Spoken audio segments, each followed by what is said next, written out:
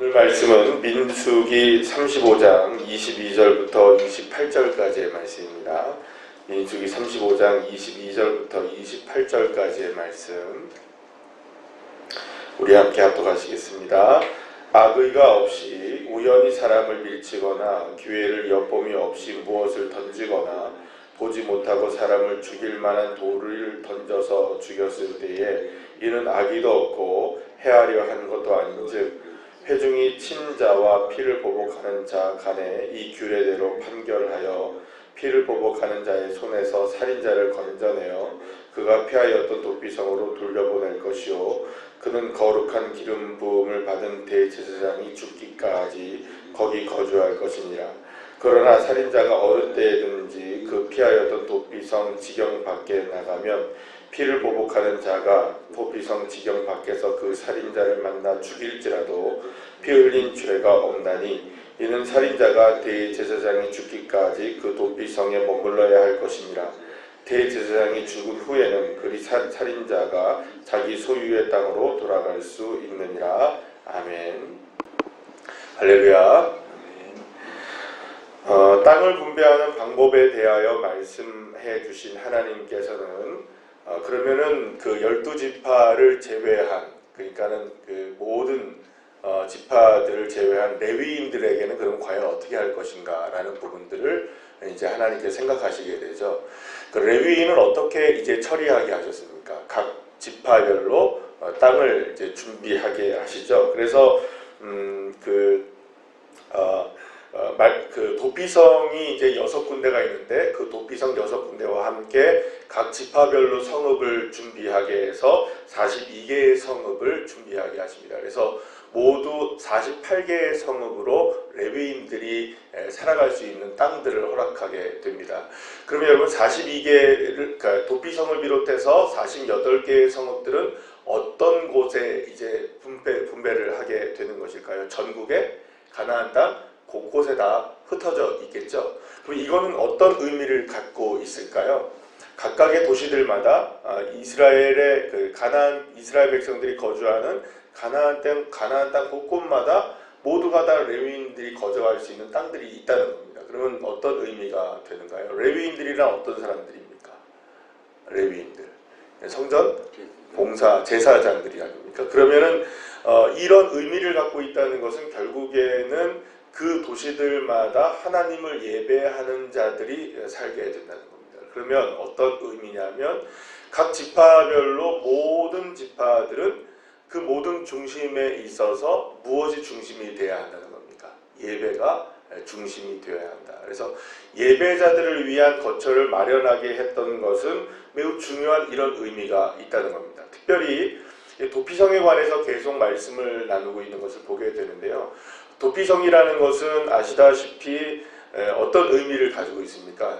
부지 중에 살인한 자. 그러니까 오늘도 이게 설명을 하죠. 고의적이 아닌, 그냥 어떻게 하다 돌을 던졌는데 지나가는 사람이 어떻게 그 돌을 맞아서 그냥 비명 행사를 했어요. 그러면 의도도 없었고 살인은 의도도 없었고 고의적인 것도 아니었는데 이 사람이 죽었단 말입니다. 그러면은 죽은 사람도 억울하지만 죽인 사람도 억울하잖아요. 그러니까 억울한 죽임이 더 이상은 있어서는 안 된다라는 것 때문에 주님은 그렇게 부지 중에 죽인 살인자를 보호하기 위해서 전국의 6군데에 이제 도피성을 마련해 두게 되었습니다. 그러니까 요단강을 기준으로 해서 서쪽에 6개, 동쪽에 6개 해서 어디든지, 그러니까 정확하게 이렇게 맞춰집니다. 그래서 지역별로 정확하게 맞춰져 가지고 어디든지 빨리 가장 가까운 도피성으로 피난하면은 이 부지 중에 미필적 고의로 살인한 사람들은 살게 되어 있었죠.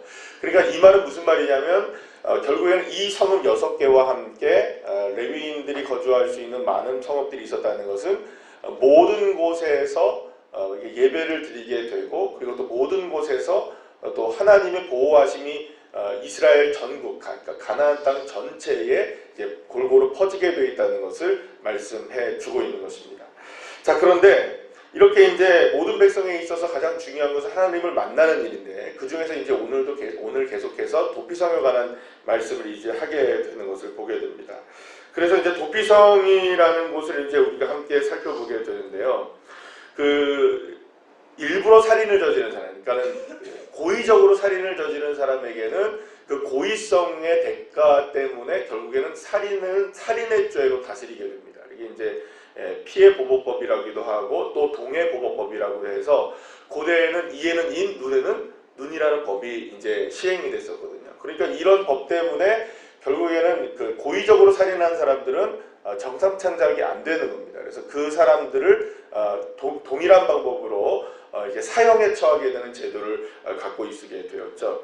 그러나 이제 오늘도 이제 도피성이 이제 제도가 나오게 되는데 이 미필적 고의로 살인을 저지른 사람이 어떻게든지 도피성에만 도착하게 되면 이 사람은 보호를 받게 되어 있었습니다. 보호를 받게 되고 대제사장이 죽기까지, 그러니까 이 사람은 절대적으로 보호를 받게 되고 대제사장이 죽은 다음에서야 어떻게 될 수 있습니까? 자신의 죄가 이제 그 죄에 대해서 자기가 스스로가 그 도피성을 벗어나서 고향 땅으로 돌아갈 수 있게 되는 그런 제도를 마련하게 되었죠. 그런데 문제는 뭐냐면 이 미필적 고의의 살인자가 도피성을 벗어나게 될 때가 문제입니다. 도피성을 벗어나게 되면, 그러니까 이 사람이 살다가 나 집에 가고 싶은데 나 이게 도피성에 사는 게 조금 너무 답답한데 성 안에만 있어야 되니까 바깥으로도 못 나가고 또 고향 땅에도 가족들도 못 만나니까 얼마나 답답하겠습니까? 그러니까 잠시 동안만 이 도피성을 벗어나게 되면, 만약에 이제 도피성을 벗어나게 했을 때에 자기가 그러니까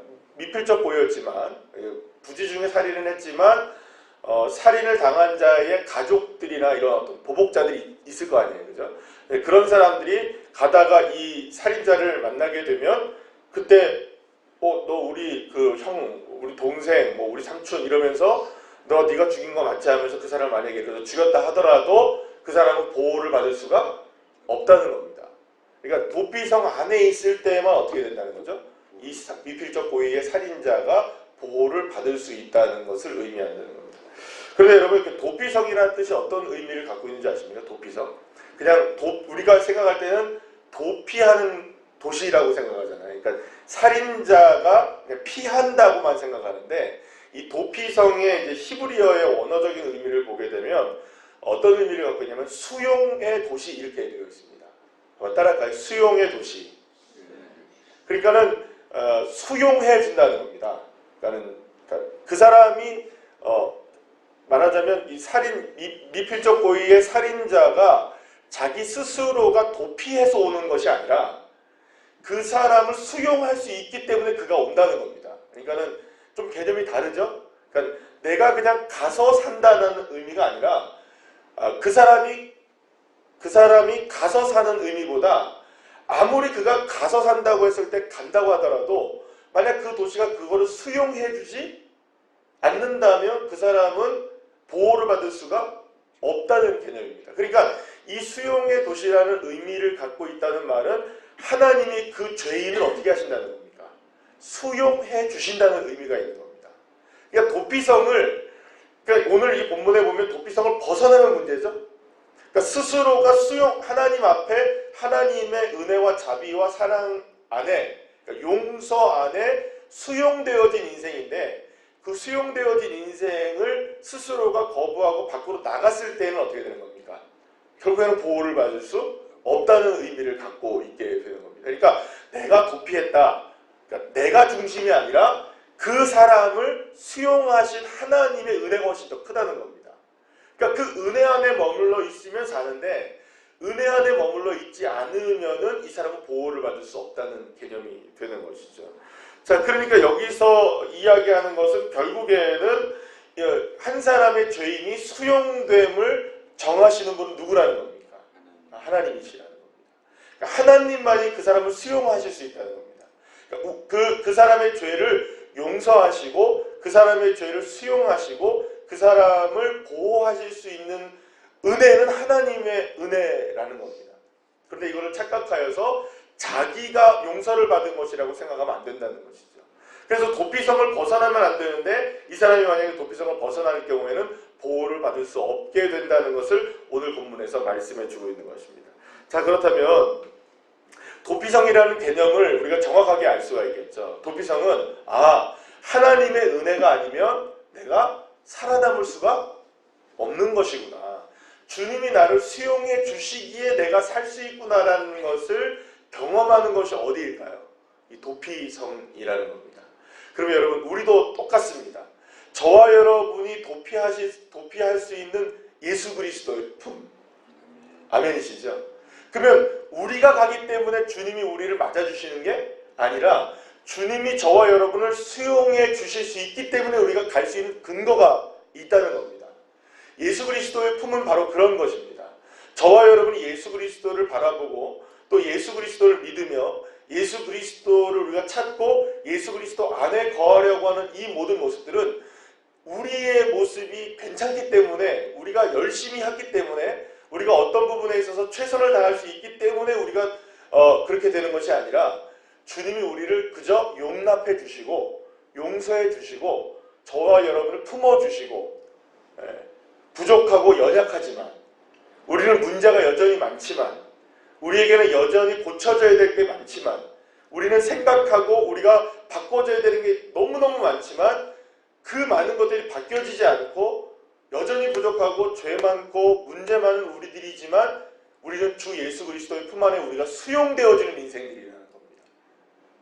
그러니까 저와 여러분에게 소망이 누구에게만 있는 겁니까? 우리를 수용해 주시는 예수님에게 우리에게 소망이 있다는 겁니다. 그러니까 만약에 이 도피성에 피난한 어떤 사람이 그 믿음으로 산다면 이 도피성을 빠져나갈 수가 없죠. 왜냐하면 나 같은 사람을 수용해 준 곳이니까. 그러니까 만약에 내가 부인중에 살인을 저질렀다 한다면 밖에 나가면 여러분들 동해보복법이라는 것은 서슬퍼런 법이었거든요. 이거 누가 죽여도 괜찮은 거였거든요. 그러니까 어느 나라도 당시의 고대 근동지방에서는 이런 법을 가지고 있는 나라가 없었습니다. 오직 누구만 갖고 있었을까요? 가나안 땅의 새로운 주인이 될 이스라엘 백성들만 갖고 있었다는 겁니다. 그래서 오늘도 여러분 우리가 함께 찬송 불렀잖아요. 70장 피난처 있으니 환난을 당한 자 이리 오라, 이렇게 얘기합니다. 피난처가 있다는 겁니다. 저와 여러분의 피난처 누구이십니까? 예수 그리스도. 주님의 품에만 들어오게 되면 우리는 안전한 것입니다. 그러니까 주님의 품을 벗어나는 순간 우리는 안전이 보장되지 않는다는 것이죠. 자, 그런데 어제 제가 수요 예배 때도 함께 말씀드린 것처럼 우리는 늘 누구 안에 있다고 생각을 하고 있는 겁니까? 우리는 예수 안에 있지라고 생각을 하는 겁니다. 나는 예수님 안에 있지, 나는 하나님의 은혜 가운데 살지 하면서도 은혜 바깥에 머무는 경우가 너무나 많다는 겁니다. 그러니까 이거를 늘 언제나 생각하고 다시금 누구 품 안으로 돌아오는 것, 날마다 내가 예수 품 안에 있다는 것을 다시 확인하고 십자가의 은혜를 붙들고 살아가고, 이게 바로 날마다 복음으로 시작되는 인생인 겁니다. 여러분, 복음이라는 게 뭡니까? 기쁜 소식이잖아요. 그러면 무엇이 우리에게 기쁜 소식입니까? 내가 예수 그리스도의 은혜 가운데 오늘도 시작할 수 있다는 거, 이게 기쁜 소식이겠죠? 내가 죄인임에도 불구하고 주 예수 그리스도의 십자가의 용서의 은혜를 통해서 내가 오늘도 주님의 은혜를 통해서 내가 오늘 삶을 시작할 수 있다는 그것이 우리에게 기쁨이 되는 게 복음의 삶이 아니겠습니까? 그러면 날마다 우리가 복음의 삶을 살아간다는 것은 결국 우리가 날마다 나를 수용해 주시는 예수 그리스도 안에 있다는 것을 확인하며 살아가는 것이 우리의 복음의 삶을 사는 것이라고 말할 수 있습니다. 그러니까 결국에는 누구를 떠나면 안 되는 겁니까? 예수 그리스도의 품을 떠나면은 이게 안 된다는 것입니다. 그런데 오늘도 본문에서 보면 그렇게 해서 떠나는 사람들이 있었다는 거예요. 사실은 답답할까요? 안 답답할까요? 이 답답하겠죠. 성읍에만 살아야 된다는 거. 여러분, 정말 답답할 수 있습니다. 그러니까 만약에 여러분 이렇게 생각해 보세요. 우리 동부 지역에 사는 사람들은 도로 2개만 막아놓으면 끝이죠. 어디만 막으면 끝입니까?